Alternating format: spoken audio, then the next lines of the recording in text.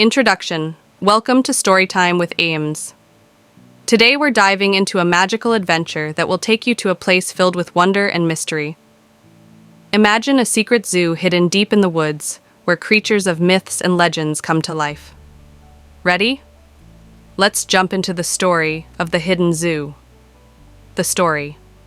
It all began on a warm summer afternoon when four best friends, Ella, Max, Sophie, and Leo, were exploring the dense forest behind their town. They often ventured into the woods, but this time felt different. Sophie, the most curious of the group, spotted an old, rusty sign partially hidden by vines. It read, "The Hidden Zoo, Entrance Ahead." The children exchanged excited glances. "A hidden zoo? That sounds amazing," Max exclaimed. They followed a narrow path, pushing aside branches and leaves, until they reached a massive, ancient gate covered in ivy. With a gentle push, the gate creaked open.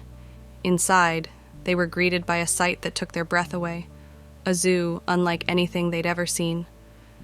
The first enclosure was home to a unicorn, its shimmering white coat glowing in the sunlight. It grazed gracefully in a meadow filled with flowers that sparkled like gems. Ella susurró, "Es hermoso. I thought unicorns were just stories." As they wandered deeper into the zoo, they discovered other mythical creatures. A phoenix with fiery feathers perched on a golden branch, its wings glowing with every beat. Max couldn't take his eyes off it. "That's the most incredible thing I've ever seen." Next, they found a massive water tank, where a sea serpent swam gracefully. It waved at them with its tail, splashing water and making them laugh. But the most fascinating discovery was a dragon. It was majestic, with emerald green scales and eyes that sparkled like stars. Despite its size, the dragon seemed friendly. It lowered its head toward Leo, who bravely reached out to touch its nose. The dragon purred, almost like a giant cat. As they explored, they noticed something peculiar. The creatures seemed to be waiting for something. A sign nearby read, "Help us save the zoo." The zookeeper, an elderly woman named Ms. Amara, appeared out of nowhere. She explained that the hidden zoo was a sanctuary for mythical creatures, but it was in danger. People were cutting down the surrounding forest, threatening the creatures' home. "You kids are special," Ms. Amara said. "The zoo chose you because you have pure hearts. Will you help protect it?" Without hesitation, the children agreed.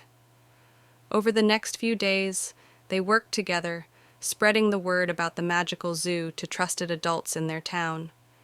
They organized a campaign to protect the forest, drawing attention to the importance of preserving the home of these magical creatures. Their efforts paid off. The forest was declared a protected area, and the zoo was safe once again. As a reward, Ms. Amara gave each of them a small token, a golden feather from the phoenix, a dragon scale, a vial of glowing water from the sea serpent's tank, and a tiny flower from the unicorn's meadow. She told them, "These will remind you of your bravery and the magic you saved." Before they left, the creatures gathered to thank them.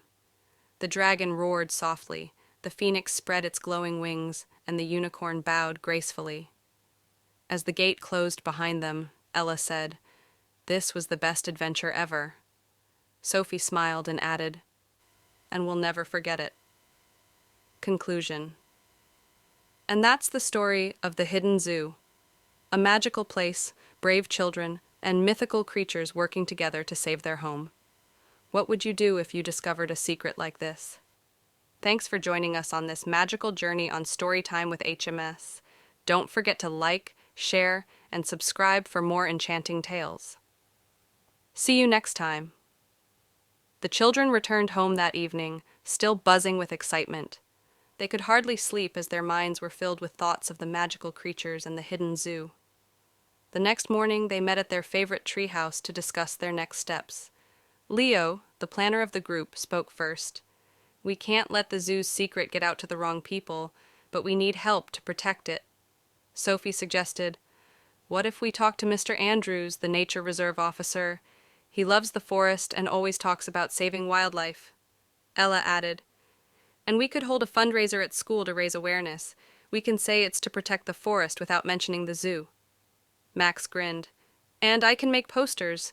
We'll call it Save the Forest and draw pictures of the animals. Well, normal ones, not the magical ones. Over the next few days, the kids threw themselves into action. They created posters, handed out flyers, and talked to everyone they trusted about the importance of saving the forest. Mr. Andrews was impressed by their passion and agreed to help them organize a community meet. At the meeting, Leo stood in front of a large crowd and explained how cutting down the forest would harm wildlife. He didn't mention the mythical creatures, but spoke about the beauty of nature and the need to protect it.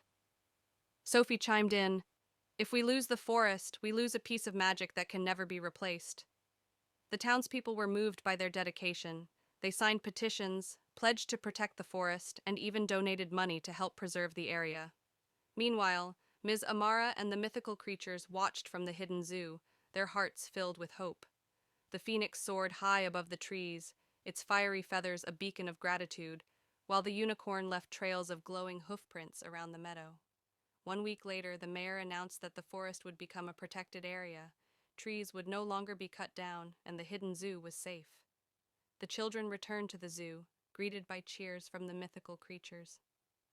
Ms. Amara stood at the gate with a smile. "You've done more than save the zoo. You've reminded everyone of the magic in our world, the magic of friendship, bravery, and kindness." As a final surprise, she invited them to become honorary guardians of the hidden zoo.